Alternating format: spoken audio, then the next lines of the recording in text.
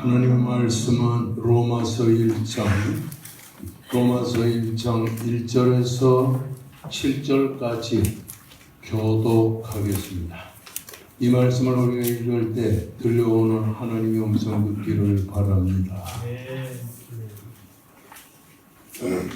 예수 그리스도의 종 바울, 사도로 부르심을 받아 하나님의 복음을 위하여 택정함을 입었으니 이 복음은 하나님이 선지자들을 통하여 그의 아들에 관하여 성경에 미리 약속하신 것이라. 그의 아들에 관하여 말하면 육신으로는 다윗의 혈통에서 나셨고 성경의 경우는 죽은 자들 가운데서 부활하사 능력으로 하나님의 아들로 선포되셨으니 곧 우리 주 예수 그리스도시니라. 그로 말미암아 우리가 은혜와 사도의 직분을 받아 그의 이름을 위하여 모든 이방인 중에서 믿어 순종하게 하나니 너희도 그들 중에서 예수 그리스도의 것으로 부르심을 받은 자니라. 같이 로마에서 하나님의 사랑하심을 받고 성도로 부르심을 받은 모든 자에게 하나님 우리 아버지와 주 예수 그리스도로부터 은혜와 평강이 있기를 원하노라. 아멘. 외국에 오는 판사가 이런 말을 했습니다. 햇볕이 가장 좋은 살균제다. 그렇죠.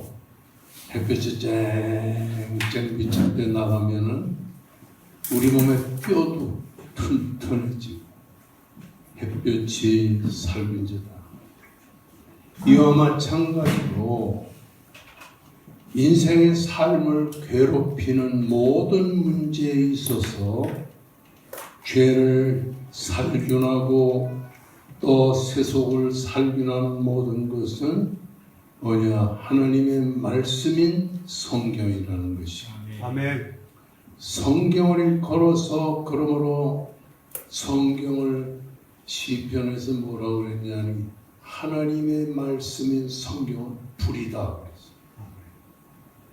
시편 119편 105절의 말씀 보면 주의 말씀은 내 발의 등이요 내 길의 빛이니이다 그랬어요.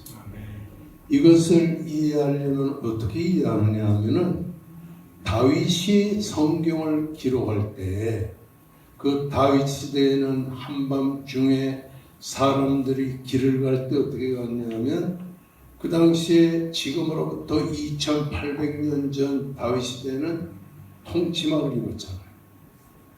통치마를 이렇게 쭉 입었는데 그 통치마 밑에 수술을 달아가지고 거기다가 이렇게 불을 올려놓을 수 있도록 이렇게 다 장치를 했어요. 그래서 불을 켜가지고 거기다 놓고 이렇게 걸어가면 이것이 발이 툭툭 칠 때마다 불이 앞을 비추게 되는 것입니다. 여러분 우리가 하나님의 말씀을 공부하는 시간이 불 받는 시간이라는 사실인 것입니다. 누가복음 24장 32절의 말씀 보면 길에서 우리에게 성경을 말씀을 풀어주실 때 우리 속에서 마음이 뜨겁지 않더냐 그랬어요. 설교 듣는 시간은 뜨거운 불이 오는 시간이에요. 성경을 풀어서 성경의 뜻을 가르쳐주는 시간은 우리의 마음속이 뜨거워지는 시간이라고 하는 사실인 것입니다. 이런 하나님의 말씀이 우리 인간의 심령을 뜨겁게 할 뿐만 아니라 우리 인간의 마음속에 들어있는 죄와 정욕을 태워서 소멸시키는 것이라고.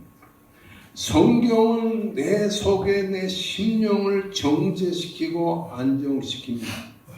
그러므로 예수님은 요한복음 15장 3절에 뭐라고 그랬냐면 너희는 내가 일러준 말로 이미 깨끗하였다고 그랬어요. 예수님이 가르쳐준 하나님의 말씀으로 말미암아 우리의 심령이 깨끗해졌다고 하는 말이에요. 그러므로 문제는 뭐냐? 하나님의 말씀을 가까이 하는 시간이 우리에게는 불 받는 시간이요. 우리에게는 복 받는 시간이라. 아멘. 헨리 마틴이라는 사람은 지상에서 최대의 사업은 내 자신의 영혼을 성화시키는 일임을 내게 가르쳐 주시옵소서라고 말했습니다. 세상을 사는데 최고의 일은 뭐냐? 우리의 마음을 성화시키는 것, 마음을 깨끗게 하는 것인데, 이 마음을 깨끗게 하는 것이 바로 하나님의 말씀으로 되어지는 것이라는 사실입니다. 아멘. 나는 여러분이 나같이 호래비가 되고 과부가 되라는 말은 내가 하고 싶은 생각이에요. 지내놓고 보니까 혼자 산다고 하는 게 보통 힘든 건 아닌데, 그런데 가장 중요한 게 혼자 사는 데 있어서 가장 문제는 뭐냐? 혼자 사는 사람의 마음이 흔들리는 것인데, 이 마음을 사로잡는 것이 무엇이냐니 하나님의 말씀이에요. 말씀. 아멘. 말씀이 뭡니까? 성경이죠. 성경이죠. 아멘. 난 이번에 설교집을 한 권 써내면서 내가 마음속에 느끼는 게, 내가 어떻게 이렇게 하나님의 은혜의 말씀을 받아서 내가 이렇게 은혜 생활을 하느냐. 제가 설교집을 냈다 하면 사실은 설교집이 팔리는 시대가 벌써 30년 전부터 설교집은 안 팔려요. 그런데 오늘도 보니까 우리 왕성교회 성도들이 설교집을 사가지고 하더라고요. 그래서 제가 설교집을 이제 사인을 해주고 이제 이렇게 했는데요. 제가 설교집을 냈다 하니까 신문에 길자의 목사 설교집에 대해서 평을 했더라고요. 이렇게 우리 교단의 기독신문에도 평을 하고, 또 통합 측에도 또 이 쿰난 출판사를 통해서 이렇게 또 이렇게 설교집에 대한 전평을 했는데, 평을 잘해줘서 감사한데, 그 평의 내용이 뭐냐? 인간의 마음을 사로잡는 것은 하나님의 말씀이라. 이 하나님의 말씀이 인간의 마음을 깨끗게 하고, 이 하나님의 말씀이 인간의 마음을 온전케 한다는. 군뱅이가 매미가 되려면 시간이 오래 걸립니다. 군뱅이가 이렇게 말이죠. 화장실에서, 시골의 화장실은 수세식도 아니잖아요. 거기에 군뱅이가 그 사람의 오물이 드글거리는 거기에서 여러 해 동안 군뱅이 노릇을 하고 그 냄새 나는 곳에서 이렇게 있는데, 그러다가 몇 년이 지나면 매미가 돼서 날아가잖아요. 이처럼 교인이 신자가 되는 거는 쉬운 일이 아닙니다. 아무리 믿음을 키워보려고 해도 교인이 신자가 되고 신자가 제자가 되는 것은 쉬운 일이 아닙니다. 여러분, 우리가 사도행전을 공부했습니다마는 사도행전에 제일 먼저 나오는 말이 뭐냐 하니 모인 무리가 그랬어요. 모인 무리의 수가 120문도가 되었다. 처음에 나오는 것이 무리입니다. 무리는 뭐예요? 아무것도 모르고 그냥 교회 나오는 사람은 무리라고 그러는 겁니다. 그런데 이 무리 다음에 사도행전에 나오는 것이 뭐냐니 믿는 자가, 그래서 믿는 자라는 말이 나와요. 믿음자, 신자. 이게 오늘로 말하면 신자죠, 신자. 그 다음에 세 번째는 뭐냐니 제자가. 여러분, 120문도가 기도할 때도 무리라고 그랬는데, 이런 사람들이 제자들인 베드로를 의시한 사도들에게 성경 공부를 하고 은혜를 많이 받아가지고 신자가 된 다음에 그 신자 중에 또 신자가 뽑혀가지고 나중에 제자가 되는 겁니다, 여러분. 근데 한국교회가 오판한 것이 하나 있어요. 1980년 때부터 시작하여 한국교회는 제자운동을 얼마나 많이 했습니까? 결국 30년의 세월이 지나서 한국교회 제자운동은 뭐냐? 인본주의예요. 인본주의네요. 왜냐하니 제자들끼리 싸움을 해요. 제자들끼리 싸움을 해요. 우리는 제자를 양육할 생각을 하지 말고 예수님의 제자를 양육해드려요. 오늘 우리가 성경 중에서 로마서를 공부하는 이유는 뭐냐? 군뱅이가 매미가 될 때는 몇 년의 세월이 흐르듯이 교인이 신자가 되고 신자가 제자가 되려면 세상 참 오래 걸려요. 근데 중요한 것은 뭐냐면 가족 성경 쓰기를 하면 여러분은 예수님의 제자가 되는 거예요. 예수님의 제자. 특별히 이 성경 중에 로마서를 공부하게 되는데 어거스틴은 신약은 구약 속에 감추어져 있으며 구약은 신약에 만개되어 드러난다.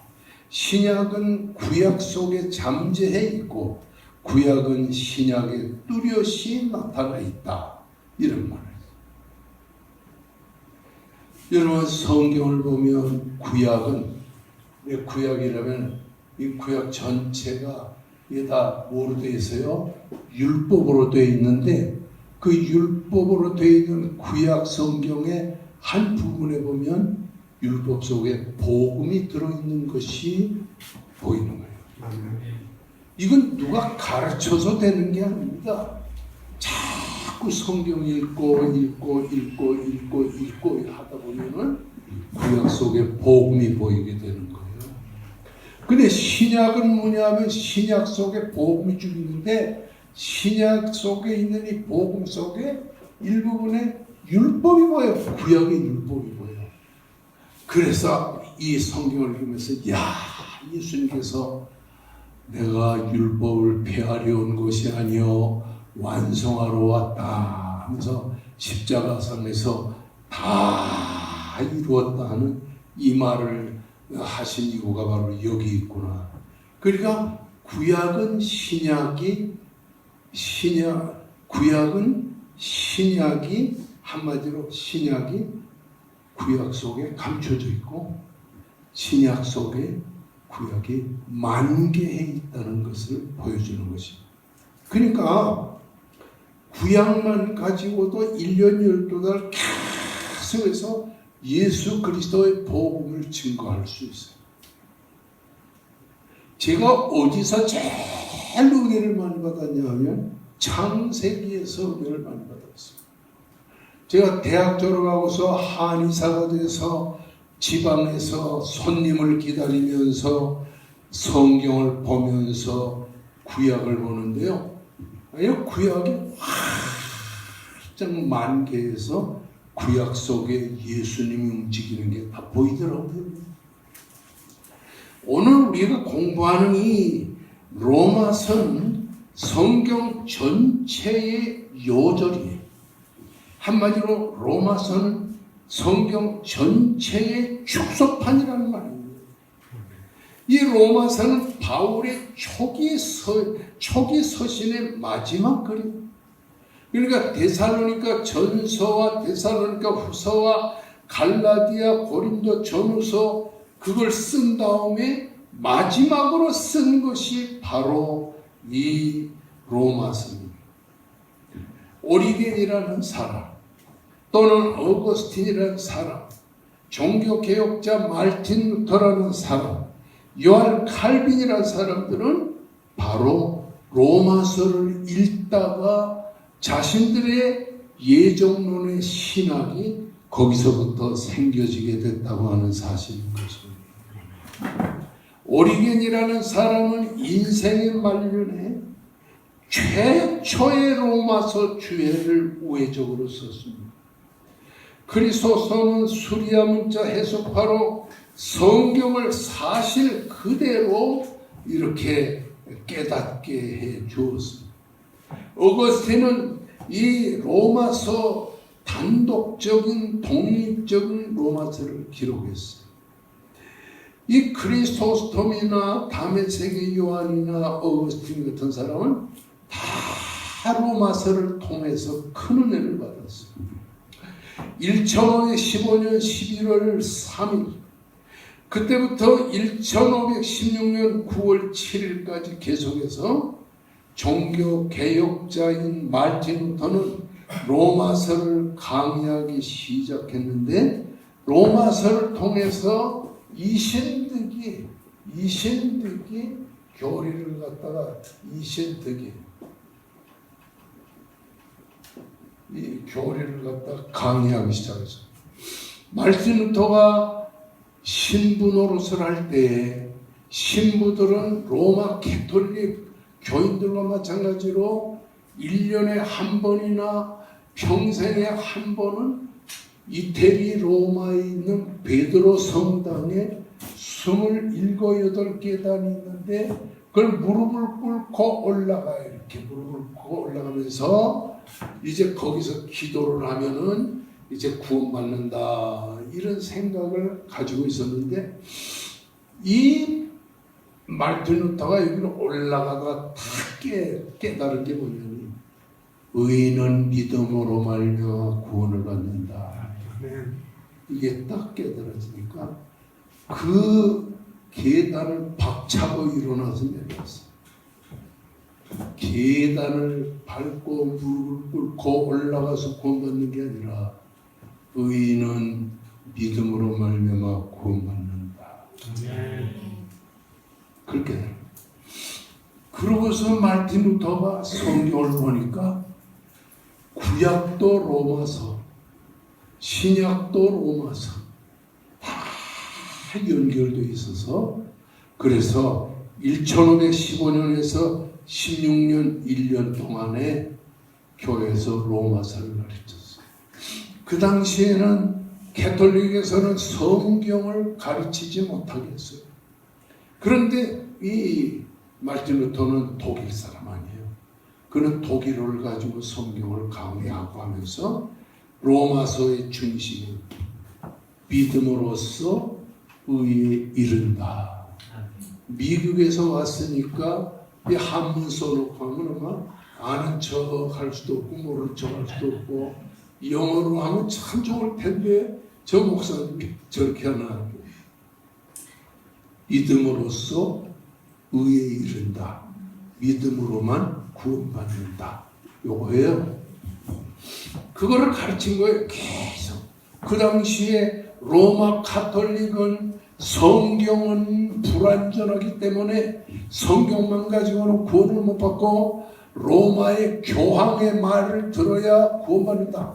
그래서 성경과 이 교황의 말을 같이 동급으로 생각했어요. 그런데 마르틴 루터가 교황의 말은 유효하다. 틀림이 있다.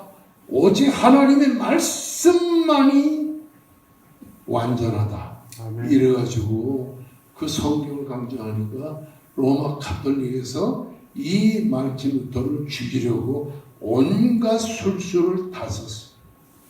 그리고 이 마르틴 루터가 로마서를 강의하면서 이랬어요.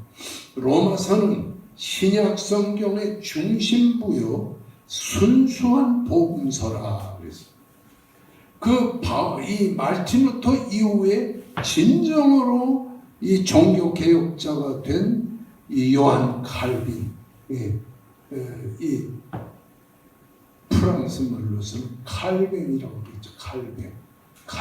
칼빈 다 같은 말인데 그 칼빈은 뭐라고 했냐면 성서는 로마서에 비추어 볼 때 완전히 이해할 수 있다. 그러니까 믿음으로 구원받는다고 하는 이 믿음에 입각한 로마서를 가지고 성경을 보면 구약도 이해가 되고 신약도 이해가 됩니다. 구약은 밭이고 신약은 나무고 로마서는 원 줄기고 구약은 뿌리고 신약은 열매고 구약은 그림자고 신약은 실체고 성경의 중심부는 로마서다 하는 것을 그러므로 우리가 이제 오늘부터 공부를 하는 이 로마서를 공부하면 여러분이 이래서 로마서가 중요하다는 것을 금방 알 수가 있어요. 개혁주의 성경 연구를 한 신학자들은 로마서를 통해서 회심을 했어요. 회개했어요. 부패했던 캐톨릭에서 종교개혁이 일어난 것도 여러분 로마서 덕분이라고 하는 사실인 것입니다. 아멘. 그러므로 우리가 오늘부터 이 로마서를 통해서 배우면서 로마서 속에서 성경이 보일 수 있기를 바랍니다. 아멘. 그러면 로마서는 누가 썼냐? 로마서의 저작자는 누구냐? 사도 바울이라고 하는 사도 바울이에요. 여러분 최초의 초대교회 이단의 한 사람 중에 말시온이라는 사람이 있었어요. 이 말시온 같은 이단자도 로마서는 바울 사도가 썼다. 이렇게 말할 정도로 바울 사도가 로마서를 기록했다는 것을 금방 알게 되는 것입니다. 바울은 6살 때 율법을 공부하기 위해 공부를 시작했어요. 그리고 7살 때에 율법의 학자가 되기 위해서 유학을 했는데 어디서 유학을 했느냐?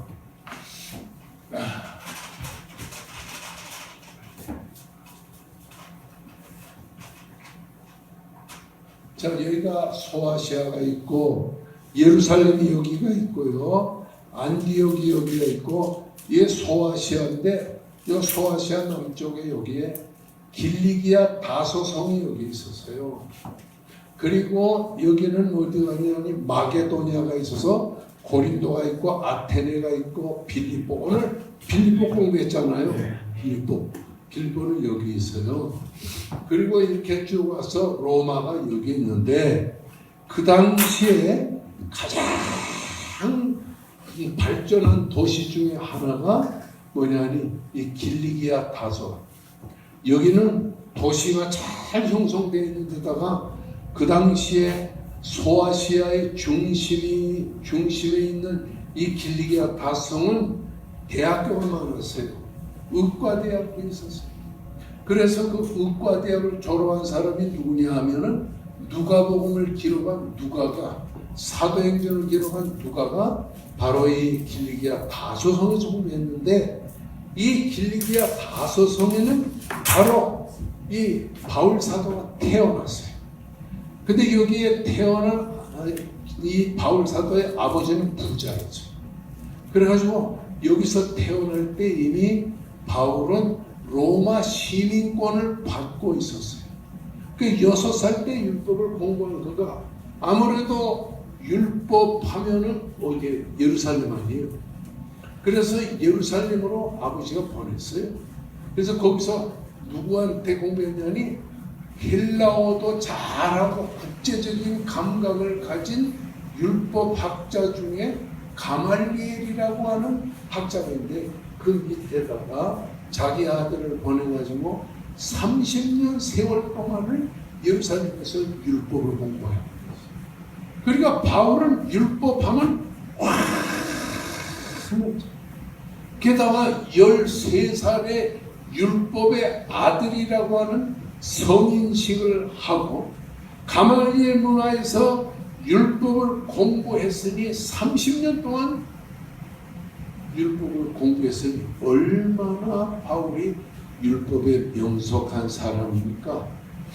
그러다가 스데반을 죽이는데 가편투표하고는 그리고 살인자가 돼 있을 때 율법에 집요한 그런 율법주의에 의해서 살아가는 그가 어느 날 저 다메섹으로 향해 가다가 하늘에서부터 빛이 비치는데 사울아 사울아 내가 어찌하여 나를 핍박하느냐는 하늘의 음성을 듣고 주여 누이십니까? 나는 내가 핍박하는 예수라. 그 말에 꼬꾸러져 가지고 소경이 됐죠. 그런데 이 소경이 돼가지고서 이 다메섹에서 예루살렘으로 다시 돌아왔어. 예루살렘이 아니라 다메섹 그 시내로 들어갔어. 그때 뭐라고 그랬냐니 이제 아나니아라는 사람이 나타나서 내게 안수하면 네 병이 나을 것이다. 네, 며칠 후에 아나니아가 와서 안수하고 소경의 눈이 된 그의 눈이 비늘이 벗겨지면서 완전히 눈을 떴어. 이때 이론으로만 공부하고 이론으로만 율법을 알고 있던 바울이 사울이 네? 안수받고 예수 만나고 아나니아를 통해서 눈을 뜨면서 기독교는 체험의 종교로 하는 것을 깨달아. 그래서 바울이가 어디로 갔어요?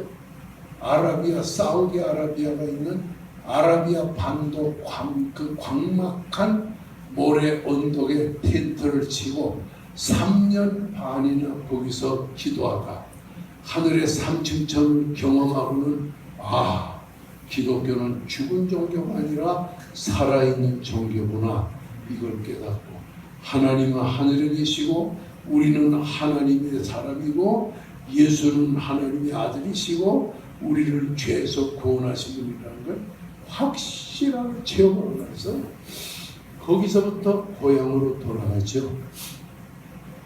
그래가지고 너무 은혜를 받고 갑자기 사람이 변하니까 기독교의 사도들인 베드로도 믿지를 않았어요. 그러니까 의지할 데가 없으니까 고향으로 돌아가서 몇 년 동안 거기서 혼자 독수 공방하면서 기도만 하고 있는데 어느 날 한 남자가 찾아왔어요. 그가 누구냐 하니 바나바예요. 바나바가 와서 사울을 보고 이럽니다. 내가 당신을 이렇게 소개하고 과거 그랬는데 당신이 체험한 기독교 신앙을 가지고 여기 묵히면 되겠냐고 나 따라오라고 이래가지고 어디로 갔냐니 안디옥에 가가지고서 거기서 1년 반 동안 바나바와 더불어 성경을 가르쳐줬어요. 그랬더니 율법학자에다가 은혜를 쫙 많이 받고 보니까 바울의 입에서 설교가 나오면 다 은혜를 받는 거죠. 하나님의 은혜는 그렇게 받는 것이에요. 그래가지고 여기서 파송을 받아가지고 바울과 바나바가 몇 번이나 선교됐어요? 1차 복음전도여행, 2차 복음전도여행, 3차 복음전도여행 하는데 1차 복음전도여행하고 여기에 돌아와가지고 2차로 복음전도여행 할 때 바나바는 자기 조카인 마가 요한을 데리고 가자고 그러니까 바울이가 그가 아시아에서 배반하고 왔는데 절대로 같이 갈 수 없다 해서 이 바울과 바나바가 싸움을 해가지고 갈라서게 됐어요. 여러분 은혜 많은 사람들도 싸울 수 있다는 사실 알아요.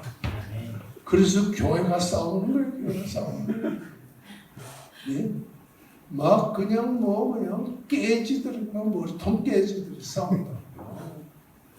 근데 바울은 그래가지고 이 안디옥에서 육로를 통해서 이렇게 복음 전파를 하고 이 바나바는 이렇게 해로를 통해서 복음 전파하고 그 다음에는 두 사람은 영영이 만나질 않았어요. 그것도 다 하나님의 섭리가 아니겠는가. 아멘. 그렇게 생각해요. 그래서 바울 사도가 1차 복음 전도 여행을 소아시아에 하고 2차는 육로로 하고 3차는 이제 이 로마로 향해서 가는 것이에요. 그렇게 1차, 2차, 3차 복음 전도 여행을 쭉 바울 사도가 하면서 이 로마서를 썼는데 누구에게 썼냐? 저자는 바울이지만은 이 바울 사도가 쓴 로마서를 읽은 사람들은 로마 교회 성도들이에요. 그게 어디에 있느냐 하면 1장 7절에 있어요. 1장 7절 한번 읽어볼까요? 구차나도 읽어야 은혜가 됩니다. 읽어야 은혜가 돼요. 1장 7절 시작. 로마에서 하나님의 사랑하심을 받고 성도로 부르심을 받은 모든 자에게 하나님 우리 아버지와 주 예수 그리스도로부터 은혜와 평강이 있기를 원합니다. 아멘. 아멘. 성경 읽고는 꼭 아멘. 아멘이 뭐예요? 그렇습니다. 그렇습니다.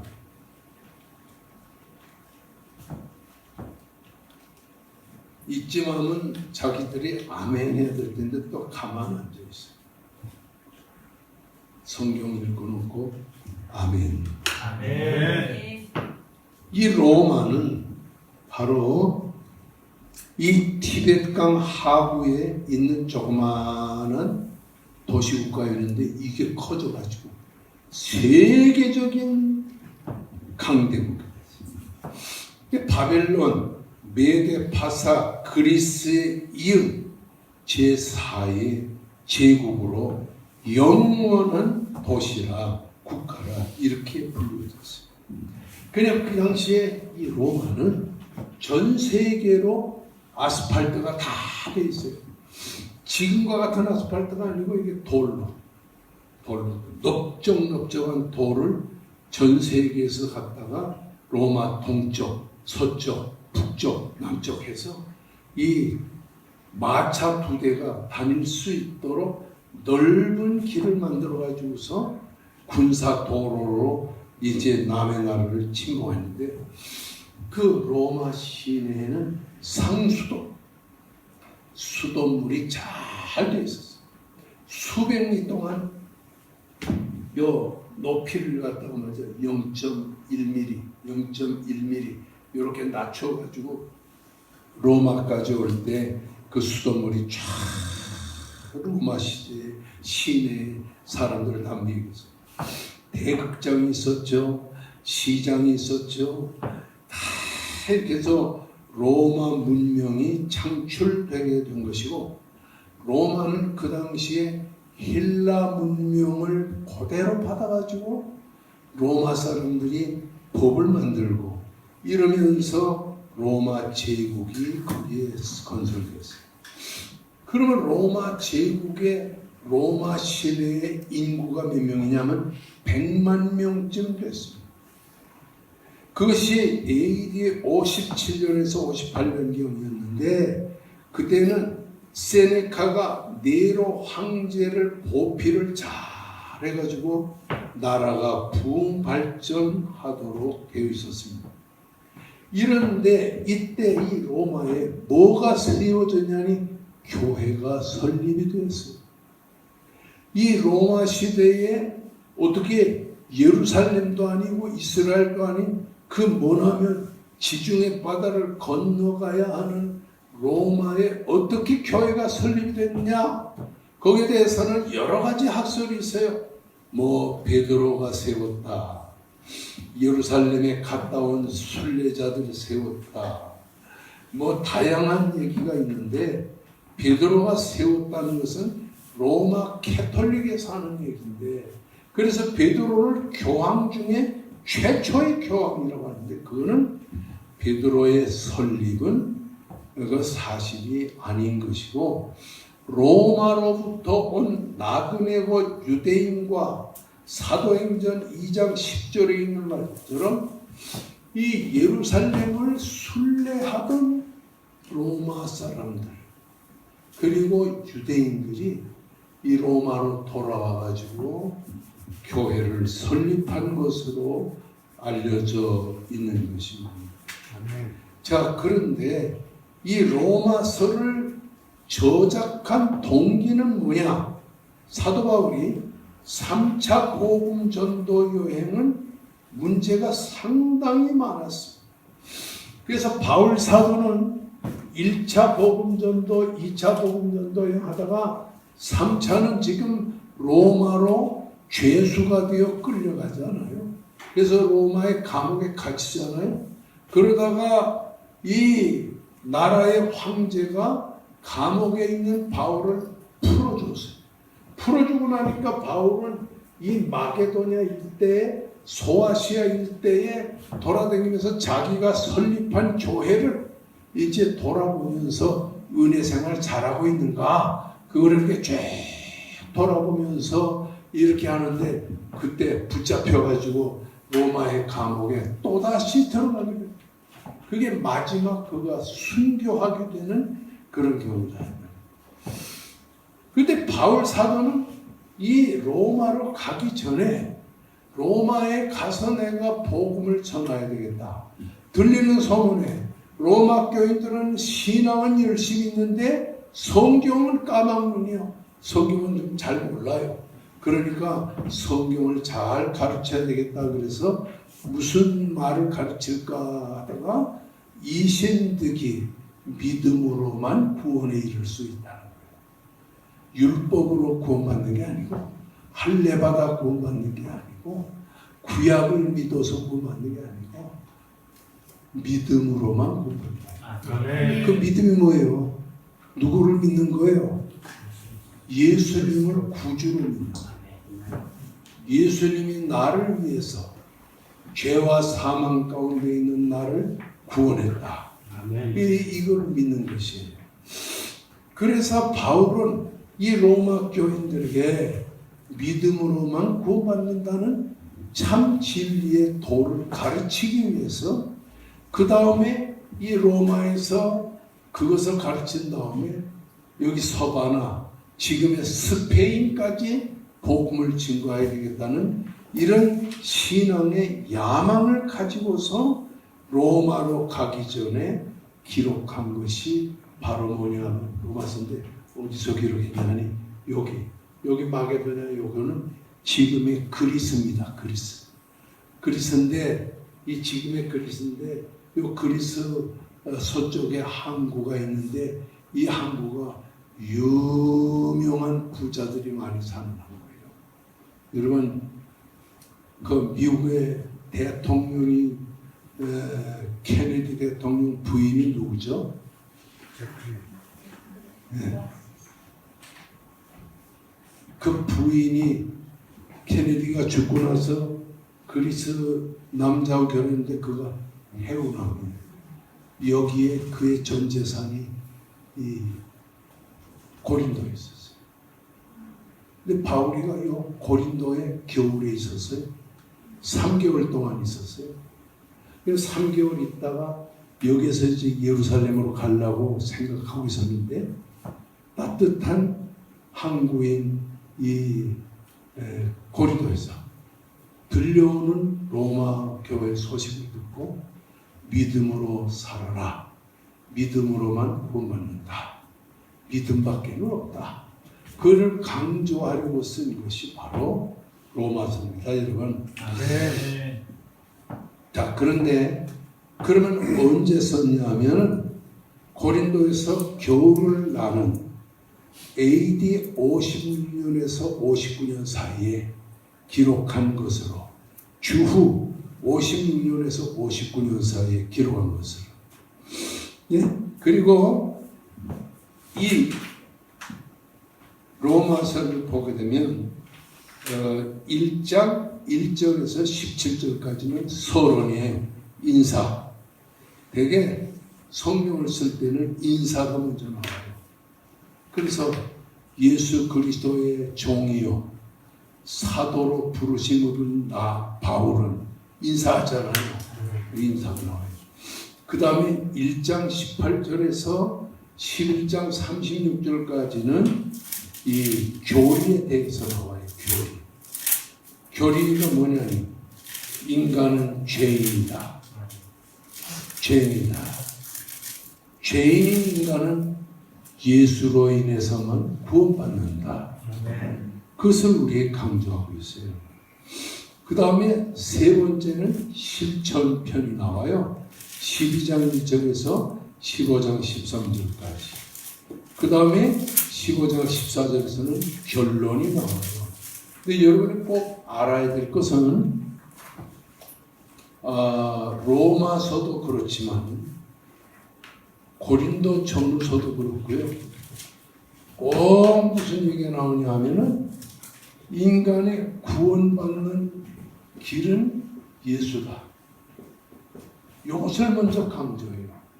로마서에서도 1장에서 7장까지는 인간은 죄인인데 예수가 우리를 위해 죽으심으로 우리는 죄에서 구원함을 받았다. 오늘 1장 7절, 1장에서 7장까지 가르쳐. 그리고 나서 8장에서는 마지막 장까지는 뭐냐? 구원받은 성도는 선행을 하면서 살아야 된다. 이 선행을 하면서 살아야 된다는 것을 쭉 로마서를 통해서 강조하고 있는 것을 볼 수가 있어요. 오늘 이제 조금만 더 공부를 해야 되겠는데, 우리가 세상을 살면서 안다는 것과 모른다는 것은 지식의 차이만이 아니라 인생 자체의 차이라고 하는 사실을 여기서 알게 돼요. 호세아 4장 1절의 말씀을 보면 하나님을 아는 지식도 없고, 호세아 시대에 하나님을 아는 지식도 없고 이렇게 말씀하고 있어요. 여러분, 우리가 우리 자신을 알면 우리가 바로 살 수 있어요. 옛날에 어떤 왕자가 좀 속을 새기는 왕자가 있었어요. 채통이 말이 아니었어요. 나쁜 짓이라는 짓을 다 하고 다녔어요. 근데 어느 날 왕자를 가르치는 교사가 왕자가 입는 옷에 자줏빛 무늬 장식을 달아줬어요. 그러니까 왕자는 그 달아주니까 입고 다니면서 나중에 궁금했어요. 그래서 나중에 물어봤어요. 이게 뭐냐? 왕자님, 이것은 왕실의 상징입니다. 그렇게 얘기했어요.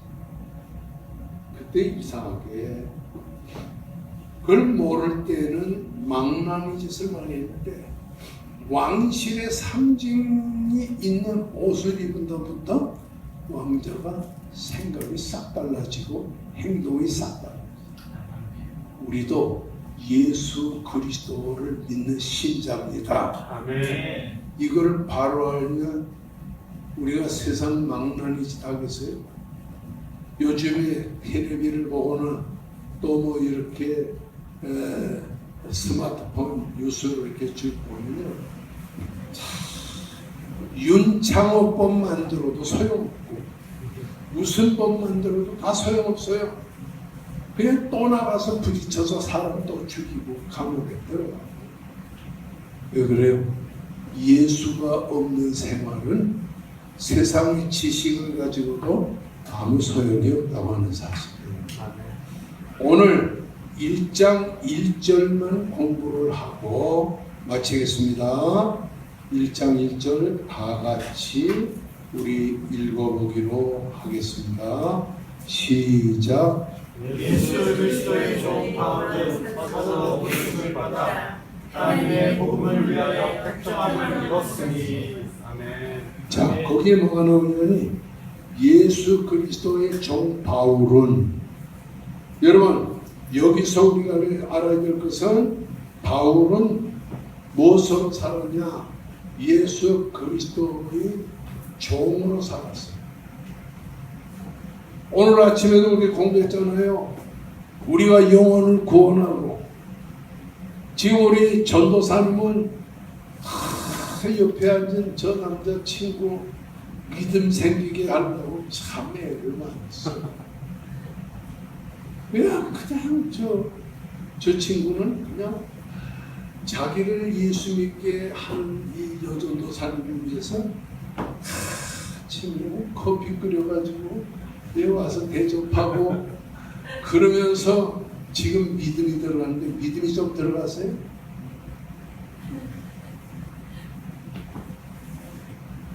바울은 로마서를 쓰면서 자기는 그냥 예수 그리스도의 종이다. 아멘. 로마서를 기록할 당시에는 예수가 그리스도 메시아인가 하는 논쟁이 전 세계적으로 퍼져 있었어요. 예수가 메시아다. 예수가 그리스도다. 이렇게 주장하는 기독교의 주장을 안 믿는 분위기가 전 세계에 퍼져 있었을 때 바울이가 나는 예수 그리스도의 종이다. 여러분, 예수 그리스도의 종이라는 말은 무슨 뜻이냐? 예수라는 말은 구원이라는 뜻이에요. 구원. 그래서 마태복음 1장 21절에 보면 아들을 낳으리니 이름을 예수라 하라. 이는 하나님이 우리를 구원하러 저를 보내셨다. 예수는 구원이에요. 아멘. 8원도 아니고 10원도 아니고 구원. 네? 그러니까 예수 때문에 우리가 구원받는 거예요. 아멘. 믿습니까? 아멘. 근데 그리스도는 뭐냐? 기름 부음을 받았다. 기름 부은 자. 그래서 구약에서는 그리스도를 뭐라고 하냐? 메시아라고 했어요. 근데 유대인들은 지금도 메시아를 기다리고 있어요. 2000년 전에 우리를 위해 세상에 오셔서 십자가를 지시고 죽으시고 다시 사신 우리들은 메시아 예수를 못 믿어요. 아직도 메시아를 기다려요. 기름 부음을 받았다. 그런데 옛날에는 누구에게 기름 부었냐? 왕에게 기름 부었고, 그 다음에 대제사장에게, 제사장에게 기름 부었고, 그 다음에 선지자에게 기름 부었어요. 여러분 구약 성경에 보면 이 기름 붓는 사건이 많이 일어납니다. 누구에게 기름 부어요? 왕에게. 누구에게요? 제사장에게. 누구에게요? 선지자. 예. 선자에 기름 부었어요. 그러니까 이 말씀은 무슨 말씀이냐니 예수 그리스도라는 말씀은 하나님께서 죄 속에 빠져있는 우리 인간을 구원해내시려고 하나님이 자기의 아들 예수를 세상에 보내사 만왕의 왕으로 대제사장으로 선지자로 세우셨다. 그 말. 아멘. 믿습니까? 아멘. 예수는 만왕의 왕이에요. 아멘. 여러분, 왕은 뭐로 다 다스리죠? 칼로 다스려요. 요즘에 이 주일 새벽 1시, 2시에 재미있는 게 있어요. 왕이 된 남자. 그거 봤죠? 그거 보느라고 잠 못 주무세요. 그런데 왕은 뭐로 다스리느냐? 칼로 다스리는 게 아니에요. 왕은 명령으로 다스려요. 예수님은 왕이십니다. 아멘. 만왕의 왕이세요. 아멘. 그러므로 예수님은 만왕의 왕으로 왕권을 가지고 명령하십니다. 아멘. 더러운 귀신아, 그 사람에게서 나가라. 아멘. 그러니까 귀신이 나가. 자연 삼라만상과 풍랑을 향하여 바람아 잔잔하라. 잔잔. 죽은 나사로를 향하여 나사로야 일어나라. 아멘. 아멘. 명령하시. 아멘. 그래서 로마의 백부장이 뭐라고 그랬어요? 다만 말씀으로만 하옵소서. 아멘. 그러면 내 하인이 나가겠습니다. 이게 뭐예요? 나는 주님을 만왕의 왕으로 섬깁니다. 이 말. 아멘. 어떤 말씀을 하시든지 나는 순종하겠습니다. 순종하겠습니다. 아멘.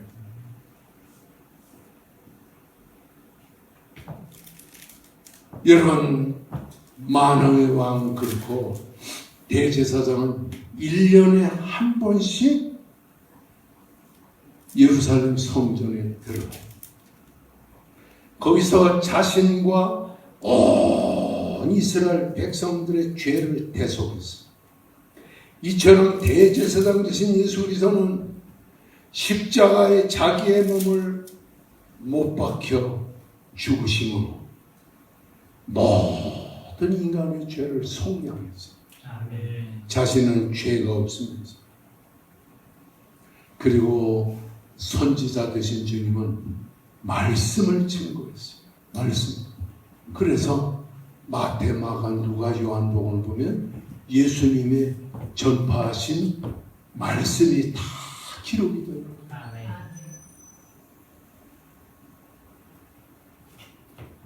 그래서 우리는 말씀을 기록한 성경을 보면서 주님의 말씀을 통하여 은혜를 받는. 아멘. 제가 요한복음 5장을 읽다가 은혜를 크게 받았어요. 그 요한복음 5장에 뭐가 있어요? 베데스다 연못에 많은 사람들이 물이 통하는 걸 기다리고 있는데 어떤 사람이 말했어요. 저는 물이 통할 때 내가 연못에 들어가서 그 물이 통할 때 목욕을 하면 날이라고 생각했지만 나를 못에 넣어줄 사람이 없습니다. 오늘 현대인과 똑같아요. 오늘 현대인들은 사람이 없는 거예요. 나를 못에 넣어줄 사람이 없습니다. 사람이 없어. 나를 행복의 못에 넣어줄 사람이 없습니다. 내 어저께도 저녁에 설교 준비 다 하고 동치미가 나오는데 동치미 타서 보니까요, 저렇게 예쁜 여자도 이혼을 했구나. 예? 못생긴 여자만 이혼하는 게 아니야. 저렇게 잘난 여자도 이혼하고 저렇게 공부 많이 하는 여자도 이혼하고. 인간이라는 거는 만족이 없구나. 왜 그렇게? 우리의 행복은 뭐예요? 예수예요. 아멘. 우리는 어떤 예수를 믿어요? 만왕의 왕. 아멘. 말씀으로 세상을, 말씀으로 귀신을, 말씀으로 병마를 물리치시는 예수. 아멘. 어떤 예수예요? 우리의 죄를 대신 짊어지시고 대제사장으로 십자가를 지신 예수. 아멘. 말씀으로 우리를 변화시킨 예수. 아멘. 이 예수를 우리가 믿는 거예요. 아멘. 믿는 거예요. 지금은 뭐가 뭔지 모르지만 자꾸 듣다 보면 변화가 되는 거예요. 아멘. 예수. 자, 오늘 여기까지 공부하고 그 다음은 다음 주일 공부하도록 그렇게 되겠습니다. 따라하십시다. 사도 바울은 사도 바울은 만왕의 왕이요 만왕의 왕이요 대제사장이요 대제사장이요 선지자이신 선지자이신 예수 그리스도의 종으로 살았다. 예수 그리스도의 종으로 살았다. 그러니까 바울 사도는 예수의 말씀을 무조건 뭐 하는 거예요? 순종하는 거예요. 종은 아니요 하면 안 되는 거예요. 재직해 하다가도 아니요 그러면 안 되는 거예요. 당해하다가도 아니요 안 되는 거예요. 우리는 예만해야 돼요. 예수도 예만했어요. 여러분, 성도가 교회를 옮길 수 있는 유일한 길은 어디냐? 믿음에서. 내가 신앙생활하면서 이 교회에서는 도저히 신앙이 안 자라. 그때는 믿음을 위해서 옮길 수 있어요. 그때 막 성격이 안 맞는다, 뭐가 안 맞는다, 그래서 옮기는 거야. 아멘. 그래서 저는 어떤 생각을 하냐니, 우리 목사의 책임이 크구나. 요즘 보면 자기가 교회의 주인이 되기 위해서 교회를 끌고 가는 목사도 있어요. 그리고 교인들은 다 자기 제자래, 제자. 사람의 제자가 되면 안 됩니다. 예수님의 제자가. 아멘. 할렐루야. 아멘. 오늘 우리 이만큼만 하고요. 주기도문으로 신앙을 고백하고 잠시 기도하시다가 자유롭게 돌아가시고, 자 이제는 수요 예배 좀 나와야 되잖아요. 네. 수요 예배. 자 따라하시다. 가족 성경 쓰기와 가족 성경 쓰기와 예배, 예배. 이 두 가지만 살면 우리 교회는 살아요. 아멘. 여러분 아무 걱정하지 마세요. 아 여기 뭐 교회가 부흥이 안 되고 다 하나님이 예정한 사람들이 다 있어요. 아멘. 우리는 열심히 기도하고 아멘. 우리는 열심히 성경 보고 이러면 될 것입니다. 아멘.